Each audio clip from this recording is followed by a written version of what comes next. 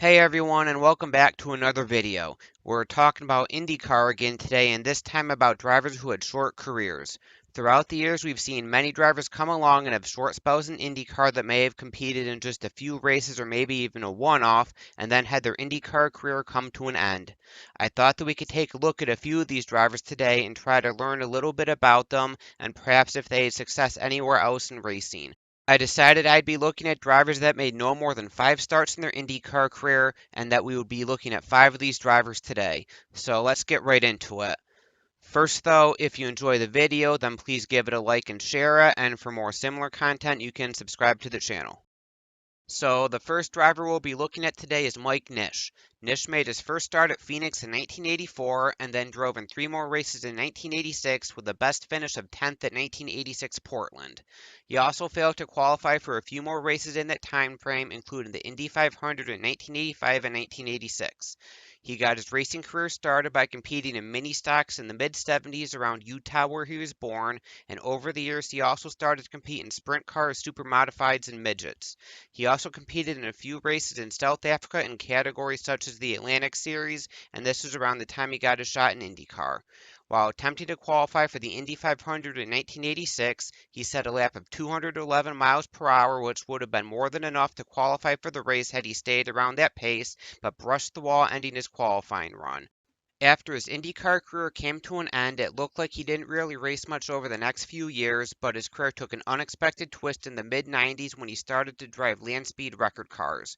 Over the years, he has set numerous different records in various categories, and in 2010 he set his best overall run, which was at 412.515 miles per hour at the Bonneville Salt Flats. The next driver we'll be looking at is Cor Euser. He made only a single IndyCar start, which came at Laguna Seca in 1991 for Bettenhausen Motorsports, in which he qualified 12th and finished 10th, but he had a long career in racing.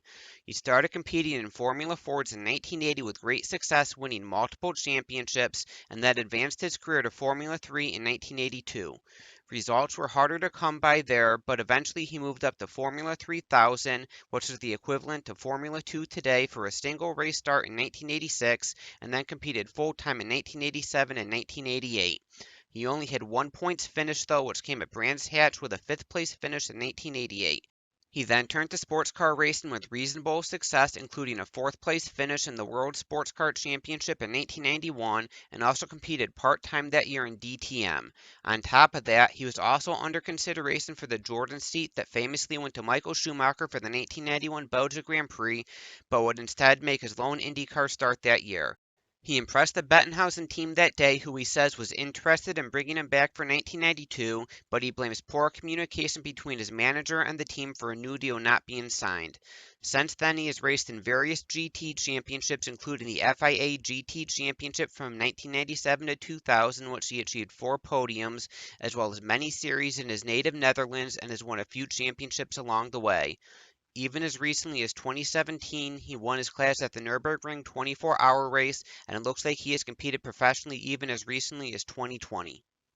Our next driver is Fredrik Ekblom, who competed in a single kart race in each of the 1994, 1995, and 1996 seasons, with a best finish of 15th at Detroit in 1994. After his brief stint in kart, he went on to an incredibly successful touring car career. He started his career racing in his native Sweden and eventually moved up to the Swedish Formula 3 Championship in 1989.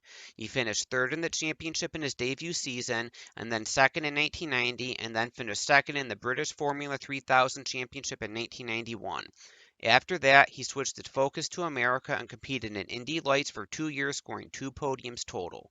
Without any IndyCar opportunities coming apart from his one-offs, he started competing in sports cars in America, and in 1995 he finished second at the 24 Hours of Daytona.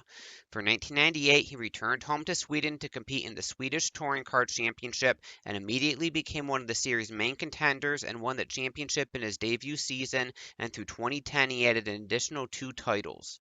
The series merged with the Danish Touring Car Championship in 2011 to become the Scandinavian Touring Car Championship, in which he competed in most years through 2018, and he remained a contender, adding in second-place championship finishes in 2011, 2015, and 2017.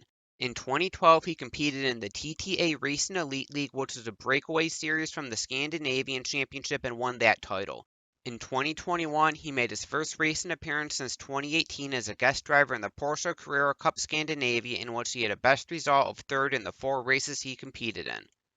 Next, let's take a look at Juan Carbonell. He competed in a single race in the IRL, which was at Las Vegas in 1996, in which he retired after qualifying 28th and last.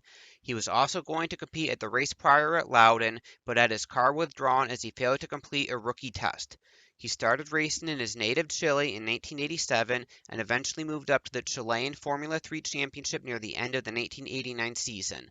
He continued to compete there for a while, and in 1994 he finished second in the championship, and then also came to America to compete in a few rounds of the Barber Saab Series and Indy Lights. Over the next couple of years, he continued to compete in some Indy Lights races as well as some races in IMSA, which led up to his sole race in the IRL. He also competed in touring cars in Argentina in 1997, but after that I can't really find much about what he did over the next decade apart from a few rallies in Chile. He returned to the Chilean Formula 3 Championship in 2008, in which he finished third, and then 2 years later he won the championship at 40 years old. After that, it looks like he competed in touring cars in Chile in 2012, but I can't find anything after that other than he works as a driver coach and also runs a car wash business.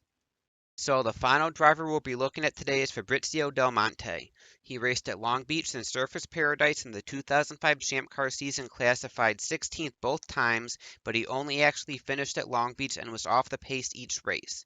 He started racing karts in the mid-90s, and by 2000 he started competing in Formula Renault 2.0. He then moved to the German Formula 3 Championship in 2001 and then the European Formula 3000 Series in 2002, and after a repeat season in the European Formula 3000 Series in 2003, he finished second in the championship. After that season, he tested the Minardi Formula 1 car at Vallelunga, but would return for a third season in the European Formula 3000 Series in 2004, in which he finished second in the championship again, this time just a single point behind Nicky Pastorelli. He made his 2 Champ Car starts in 2005 and then returned to the Formula One testing scene for 2006, this time with Midland. After this, he made a switch to mostly GT cars with limited success, but also added a race in the NASCAR Wheel and Euro Series in 2014. In 2016, he achieved a win in his class at Monza in the Lamborghini Super Trofeo Europe Series, but it looks like his career in racing pretty much came to an end after that. However, he did compete in a race in the Italian GT Championship this past May at Pergusa, so perhaps there will be more racing for him in the near future. So there you have it for this video. Hopefully you learned something about some of these drivers. Personally, I like looking back at some of these more forgotten drivers as I think their stories can be just as fascinating as some of the drivers we hear about more often. Let me know if you'd like to hear more about drivers that had short careers, whether it be in IndyCar or Formula One, and also let me know if you know anything else about these drivers. Thanks for watching.